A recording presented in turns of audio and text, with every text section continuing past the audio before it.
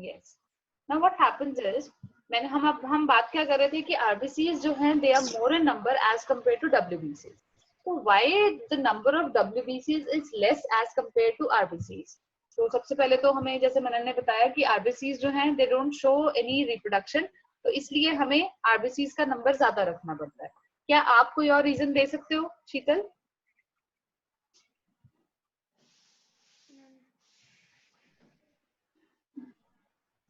हाँ जी बेटा, कोई रीजन दे सकते हो? मैं अंडरलाइन कर रही हूँ उस वर्ड को.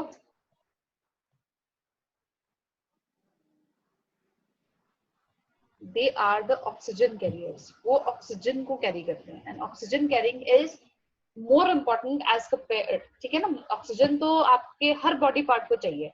सो आरबीसीज हमें ज्यादा अमाउंट में इसीलिए चाहिए क्योंकि infection every time you are not accounting for infection. आप हर वक्त, आपको सेफ्टी की जरूरत है, ऑल्दो है तो कम नंबर में भी चल जाएगा. जैसे फॉर एग्जाम्पल अगर हम बात करते हैं कि हमारे कंट्री में आर्मी है, ठीक है, आर्मी है, सोल्जर्स हैं, सब कुछ है, लेकिन क्या आपको अपने आसपास कभी दिखाई देते हैं? इतनी अमाउंट में नहीं दिखाई देते. लेकिन जब कोई इमरजेंसी आती है तो ये सभी दिखाई देते हैं, राइट? ऐसे ही होता है ना. सो आरबीसीज तो आपको रेगुलरली चाहिए है, वो तो आपको दिखेंगे ही दिखेंगे. लेकिन डब्ल्यूबीसीज they come into action only when the thing is that कि जब आपको कोई इन्फेक्शन होगी या आपको कोई दिक्कत आएगी तभी वो काम करते हैं, अदरवाइज वो काम नहीं करते. ठीक है. फिर आते हैं बेटा प्लेटलेट्स. प्लेटलेट्स को हम बोलते हैं thrombocytes. They are known as thrombocytes. इनके पास भी कोई न्यूक्लियस नहीं होता.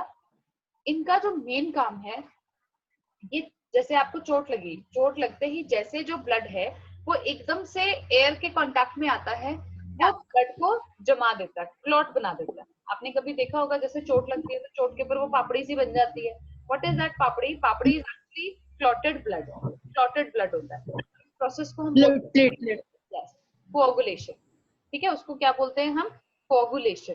ब्लड जो है वो इकट्ठा हो गया, ठीक है, जम गया, फाइब्रस फॉर्म में चला गया, जिससे क्या है कि ब्लड फ्लो रुक जाएगा. ठीक है. अब मुझे एक सोच के बताना कि अब ये जो प्लेटलेट है ये आपके ब्लड के अंदर प्रेजेंट है, ठीक है, it is a kind of cell. तो ब्लड जो हमारी बॉडी के अंदर फ्लो कर रहा है तो वो क्यों नहीं जम जाता, वो क्यों नहीं क्लॉट होता? What's the reason behind that कि हमारी बॉडी के अंदर जब ब्लड है तब तो वो कोगुलेट नहीं हुआ, क्लॉट नहीं हुआ, लेकिन जैसे ही हमें चोट लगती है ब्लड बाहर आता है तब क्लॉट होता है. ऐसा क्यों?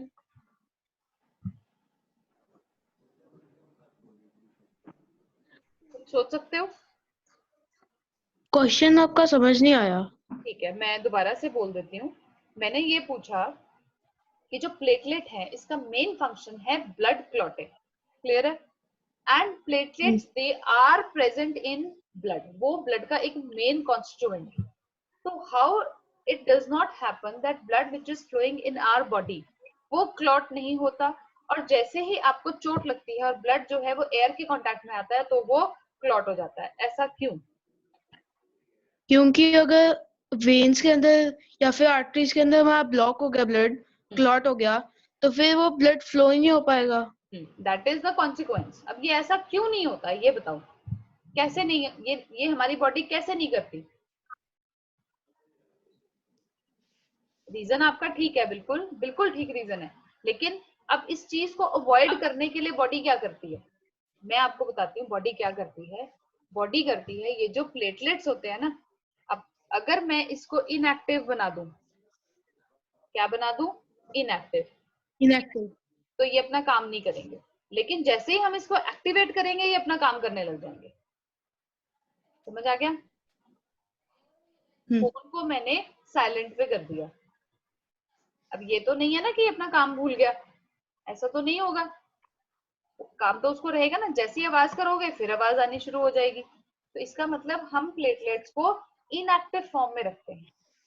और जैसे ही इंजरी होती है, बिकॉज वहां पे कैल्शियम आयंस की इन्वॉल्वमेंट होती है, कैल्शियम आयन की इन्वॉल्वमेंट होने की वजह से प्लेटलेट्स जो है वो एक्टिव फॉर्म में आ जाते हैं. ठीक है, वो एक्टिवेट हो जाते हैं और अपना काम शुरू कर देते हैं. स्टार्ट कर देते हैं. ठीक है, मतलब क्या है कि हमारी बॉडी के अंदर जो प्लेटलेट्स है ना वो इनएक्टिव फॉर्म में है. क्लियर आ गई समझ में बात? नहीं तो क्या होगा, जो ब्लड हमारा फ्लो कर रहा है वो अंदर ही जम जाएगा, तो वो फ्लो कैसे करेगा? अब ये देखो, this is our human heart, ये हमारा हार्ट है। एक जो ह्यूमन हार्ट है, इट हैज गॉट 4 चैम्बर्स। हम उसमें 4 चैम्बर्स लेके चलते हैं। मेन 2 साइड में उसको डिवाइड करते हैं, right side and left side. Right में you have right atrium and right ventricle, और लेफ्ट में भी लेफ्ट एट्रियम और लेफ्ट वेंट्रिकल, ठीक है, लेफ्ट एट्रियम। यस। अब ये जो होता क्या है, ये वेना केवा जो है, वेना केवा, इसका मेन काम क्या होता है, it is the biggest, it is the largest vein of our body. और ये आपकी 2 तरह की होती है, superior vena cava and inferior vena cava. और ये क्या करते हैं, जितना भी डीऑक्सीजनेटेड ब्लड है बॉडी का, वो सारा वेना केवा कलेक्ट करके लेके आती है with the help of veins. और जैसे ही वो ब्लड को कलेक्ट करके लेके आती हैं, वो कहाँ भेज देती हैं उसको, राइट एट्रियम में। Right atrium. ठीक है, राइट एट्रियम क्या करता है, उसको भेज देता है right ventricle. Right ventricle. Right ventricle क्या करता है, उसको भेजेगा इसकी तरफ, लंग्स की तरफ। और कौन लेके जा रहा है, पल्मरी आर्टरी। ये अकेली आर्टरी होती है जो डीऑक्सीजनेटेड ब्लड लेके जा रही है। अब ऐसा क्यों होता है, हम तो हमेशा ये पढ़ते आए हैं कि जो आर्टरीज होती हैं वो ऑक्सीजनेटेड ब्लड लेके जाती है, लेकिन ये क्यों लेके जाती है, क्योंकि जब हम आर्टरीज को डिफाइन करते हैं, arteries are the blood vessels which are going away from the heart, वो हार्ट से दूर जा रही है। तो पल्मोनरी आर्टरी भी हार्ट से दूर जा रही है। सो साइंटिफिक डेफिनेशन के हिसाब से ये अपना काम ठीक कर रही है। लेकिन अगर हम nature of the blood which it is taking, अगर हम उस पर बात करते हैं, तो ये अकेली आर्टरी है जो डीऑक्सीजनेटेड ब्लड लेके जा रही है। समझ आ गया। अब लंग्स क्या करते हैं, उसमें से कार्बन डाइऑक्साइड निकाल लेते हैं और ऑक्सीजन उसमें डाल देते हैं, मतलब देयर इज गैसियस एक्सचेंज। जब वो गैसियस एक्सचेंज हो जाता है, तो लंग्स क्या करते हैं, with the help of pulmonary vein, ठीक है, ऑक्सीजनेटेड ब्लड को कहाँ भेजते हैं, लेफ्ट एट्रियम। लेफ्ट एट्रियम से कहाँ जाता है, लेफ्ट वेंट्रिकल। यस, और लेफ्ट वेंट्रिकल से अयोटा में चला जाता है, और अयोटा से सारी बॉडी में सर्कुलेट होता है। कुछ कुछ क्लियर हुआ। ठीक है, चलो अब इसका एक बार फ्लो चार्ट देख लेते हैं, क्योंकि डायग्राम में कई बार ऐसा लगता है हम कंफ्यूज हो जाते हैं, लेकिन डायग्राम बनाना आना चाहिए, because it is an important question. अब देखते हैं बेटा हमारा, अब उससे पहले हम क्या करेंगे, जो मैंने सर्कुलेशन अभी आपको समझाया वो हम दोबारा से रिवाइज करेंगे, लेकिन उससे पहले हम थोड़ा सा अपने ब्लड वेसल्स के बारे में पढ़ लेते हैं। हमारी बॉडी में 3 तरह की ब्लड वेसल्स होती हैं, आर्टरीज, वेन्स एंड कैपिलरीज। अब आर्टरीज क्या होती हैं, दे आर थिक वॉल्ड, ठीक है, ब्लड वेसल्स, और ये कैरी करती हैं ब्लड हार्ट से दूसरे बॉडी पार्ट्स में, एक्सेप्ट योर पल्मोनरी आर्टरी। मतलब क्या होता है, वैसे तो ये अवे फ्रॉम हार्ट जा रही है, पल्मोनरी आर्टरी भी अवे फ्रॉम हार्ट जा रही है, लेकिन आर्टरीज यूजुअली ऑक्सीजनेटेड ब्लड को लेके जाती है, और पल्मोनरी आर्टरी आपकी डीऑक्सीजनेटेड ब्लड को लेके जा रही है। कहाँ लेके जा रही है, लंग्स तक लेके जा रही है। ठीक है, क्लियर है बेटा। अब आते हैं veins. Veins they are thin walled, they carry they carry blood to the heart, वापस लेके जाती हैं। They usually carry deoxygenated blood except your pulmonary vein. सिर्फ एक पल्मोनरी वेन ऐसी होती है जो ऑक्सीजनेटेड ब्लड लेके जा रही है। Capillaries they are very thin, they are very thin walled, और they lie in between arteries and veins. मतलब पहले आती हैं आर्टरियोल्स, आर्टरीज जो होती है ना आगे डिवाइड करती हैं तो बना देती है, और छोटी छोटी बना देती है आर्टरियोल्स। आर्टरियोल्स क्या करती हैं, और छोटी छोटी बना के कैपिलरीज बना देती हैं। कैपिलरीज फिर ज्वाइन करना शुरू कर देती हैं तो वेन्यूल्स बनाती हैं। वेन्यूल्स जब दोबारा ज्वाइन करते हैं तो वेन्स बना देते हैं। तो ये इंटर रिलेटेड एक आपका पूरा चार्ट है जो हमारी बॉडी के अंदर प्रेजेंट होता है। क्लियर है ये बात, ठीक है।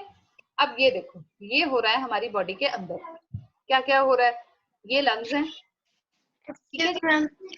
हाँ जी, मैम हाँ जी, मैम वो दोबारा समझाना है एक बार फ्लो चार्ट। ये वाला, यस मैम। ठीक है बेटा। इसमें क्या समझाऊं बेटा, आर्टरीज, वेन्स या capillaries? Ma'am veins. Veins. Veins बेटा they are very thin walled, और उनका मेन काम क्या होता है, they carry deoxygenated blood to heart, वो हार्ट तक डीऑक्सीजनेटेड ब्लड को लेके आ रहे हैं। और इसकी एक्सेप्शन होती है पल्मोनरी वेन। वेन जो पल्मोनरी वेन होती है, ये लंग्स से ऑक्सीजनेटेड ब्लड को लेके आ रही है और ये लेफ्ट एट्रियम में छोड़ देती है। ठीक है, तो ये अकेली वेन ऐसी होती है जो ऑक्सीजनेटेड ब्लड ला रही है, अदरवाइज जितनी भी हमारी बॉडी में वेन्स होंगी वो डीऑक्सीजनेटेड ब्लड को कैरी करती है, and they go towards T, towards heart. ठीक है, टीबी, टुवर्ड्स हार्ट, टुवर्ड्स मतलब वेन जो है वो टुवर्ड्स जा रही है। ठीक है, और आर्टरी ए से स्टार्ट होता है, it means it is going away from the heart. Clear है? तो अब हम देखते हैं हमारा जो ब्लड है उसके अंदर जो जो हमारा ह्यूमन हार्ट है उसमें ब्लड फ्लो कैसे करता है। अभी हमने इसको डायग्राम में देखा था, अब एक बार हम इसको फ्लो चार्ट के फॉर्म में देख लेते हैं।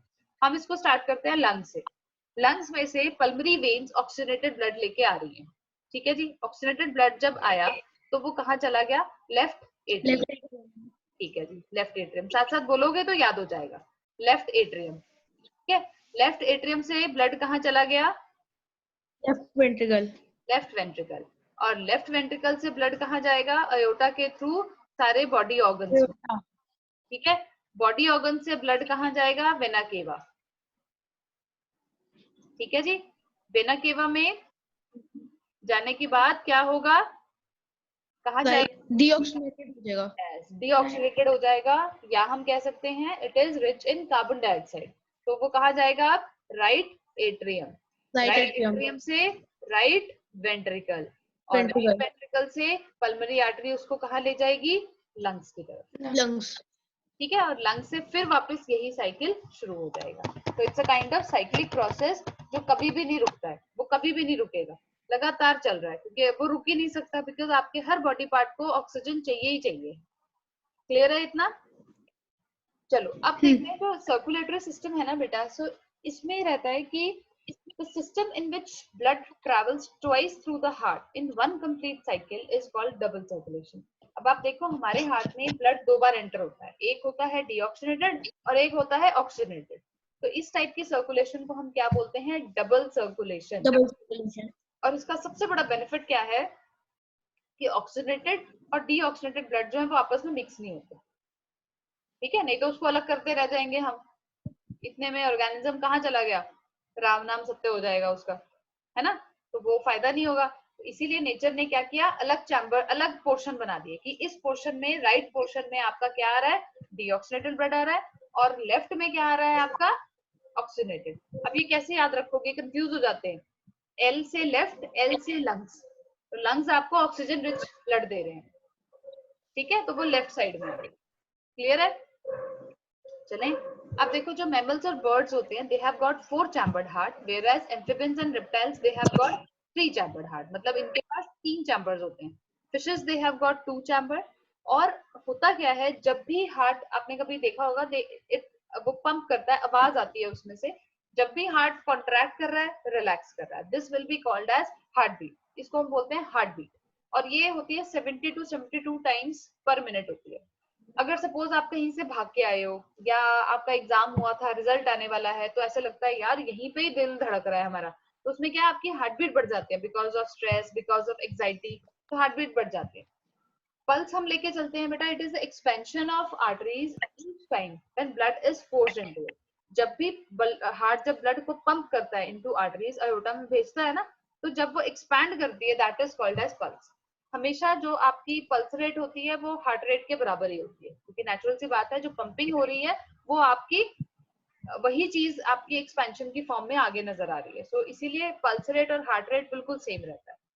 फिर आता है बेटा जो ब्लड होता है ना, वो एक प्रेशर के साथ फ्लो कर रहा है आपकी बॉडी में, प्रेशर के साथ फ्लो करता है, that pressure is called blood pressure. और इसमें दो आपके रीडिंग्स आती हैं। आपने कभी सुना होगा बीपी जब मेजर होता है, हमारे घर में बड़े होते हैं उनका बीपी मेजर होता है, तो ऐसे बोल देते हैं आप 120/80, 130/70, इस तरह से लिखा जाता है, दो वैल्यूज लिखी जाती है। तो दो वैल्यूज मतलब एक है सिस्टोलिक और एक होती है डायस्टोलिक। सिस्टोलिक मतलब ये मैक्सिमम प्रेशर है, मैक्सिमम प्रेशर, ठीक है, जिससे आपका जो ब्लड है वो एओर्टा में हम पुश कर रहे हैं, ठीक है, मतलब it is the maximum pressure कि हार्ट जो है कितने प्रेशर पे ब्लड को छोड़ रहा है, that is called as your systolic pressure. और डायस्टोलिक होता है जब रिलैक्स होता है, जब मिनिमम प्रेशर होता है आर्टरीज में, जब आर्टरीज में ब्लड नहीं है और उसके बाद एकदम से हार्ट ने पुश करना है। सो डायस्टोलिक इज मिनिमम और सिस्टोलिक इज मैक्सिमम। और नॉर्मल बीपी होता है हमारा 120/80 mmHg, और इसको हम स्पिग्नो मैनोमीटर से मेजर करते हैं। क्लियर है बात बेटा? क्या बोला? स्पिग्नो मैनोमीटर, ठीक है, क्लियर है? अच्छा शीतल, अभी आप मुझे फटाफट से एक बारी ब्लड का वो मुझे बता दो, पाथवे कहाँ कहाँ से जा रहा था ब्लड। पहले मुझे शीतल बताएगी, उसके बाद मुझे मनन बताएगा। मैम लंग्स से, हाँ जी, लंग्स से मैम इसी क्या बोलेंगे, LA को? LA is left atrium. Left atrium से ma'am left left ventricle. Ventricle yes, left से वेंट्रिकल। अयोटा। आयोटा, आयोटा से मैम बॉडी ऑर्गन्स, ठीक है, बॉडी ऑर्गन से vena body cava. Organs vena, vena cava, vena cava. Vena, then right atrium, yes. And right right ventricle, बिल्कुल। Pulmonary artery उसको लेके जा रही है कहाँ पे? लंग्स में। ठीक है, तो ओके।